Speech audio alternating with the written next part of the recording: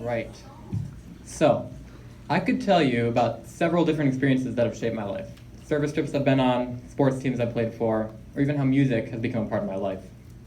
That said, I'm sure that even if you haven't done those exact things, you've all helped out somebody at some point. You've done some sort of physical activity, and even if you can't sing or play the piano, you've listened to a song at some point. So, scratch that idea. I could tell you about some of the lessons I've learned in high school. Mainly that procrastination's bad, and the result of said procrastination is that you now have to listen to this speech instead of a better one.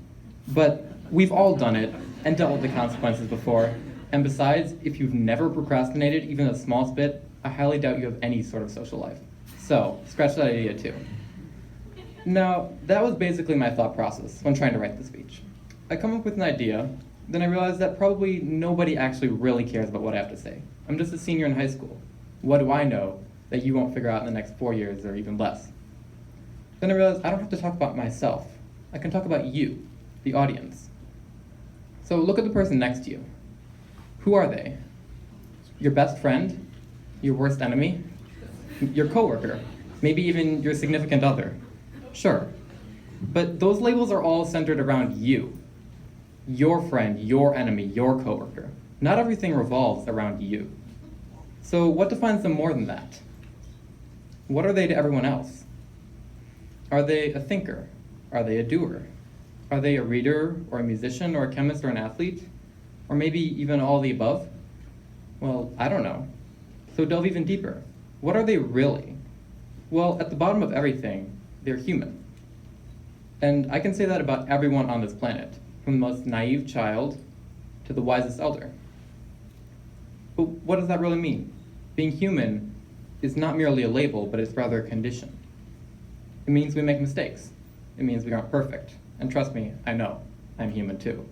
But just because we aren't perfect doesn't mean that we can't do something extraordinary. Now, that extraordinary thing, that can be good or bad. Humanity is capable of great creation just as equally as it is capable of great destruction. Collaboration is just as frequent as conflict. We know just as much about the diplomats of the world as we do about the dictators. Now, take for example the 7 great wonders of the ancient world. Only the Great Pyramids of Giza remain. Now, some were destroyed by earthquakes. That's a sign of human imperfection in creation. Others were destroyed by people, a mark of how easy destruction is for us. As we progress as a society, we create more, but we also destroy more. Now, I apologize if this next section makes you a little uncomfortable. I tried to make this as sensitive as possible, but some things can't be blunted. So here goes. Everything in human history has many sides.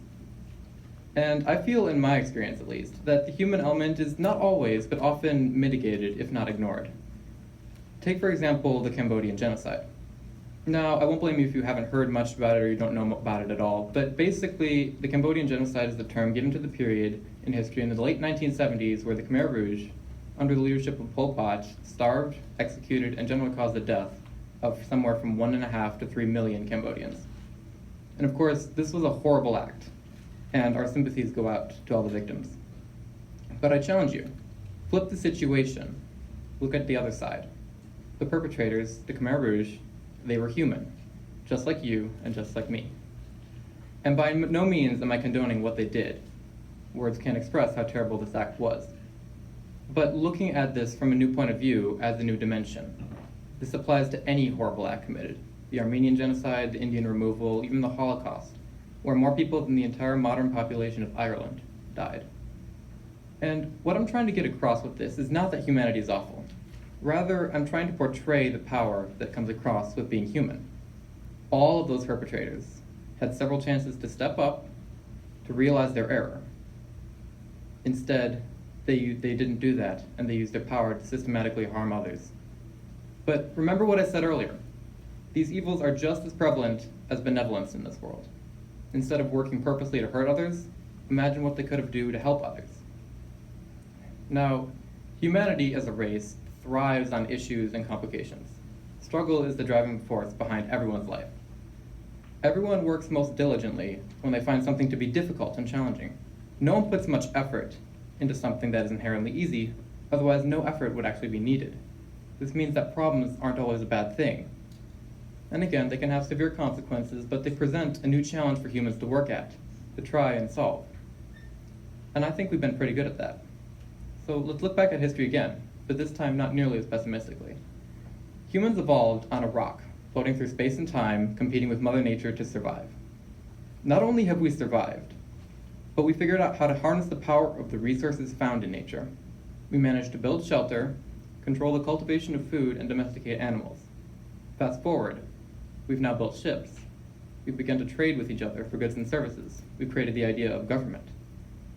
Eventually, we began to educate others. We made breakthroughs in astronomy, geometry, and biology. Fast forward again, we're beginning to create large cities, all sustained by the work of every individual person. Education is more advanced now. Farms are larger and more efficient. Trade networks have grown even larger. Later on, medicine become more accessible, more effective. We find ways to communicate with people across the globe, even put someone on a moon. The amount of resources, both human and physical, required to build a vessel that we could use to safely transport someone into space, land perfectly on the moon, and then return, all while everything is in motion, is unfathomable. So in short, humanity has overcome the odds and become the most advanced creatures on this planet, maybe even in the galaxy or the universe. I think that's incredibly remarkable. So now back to you, the audience. Humanity is slowly turning towards you for action. We, as humans, are quite lucky, but us in this room in particular. Everyone in this room has more than enough resources to become successful, for whatever that means to you. You've been given the literal once-in-a-lifetime opportunity to make a difference. Some of us may have to make choices sooner than others, but everyone here will eventually. So life poses you a choice. Either you create problems or you solve them. So choose wisely. Thank you.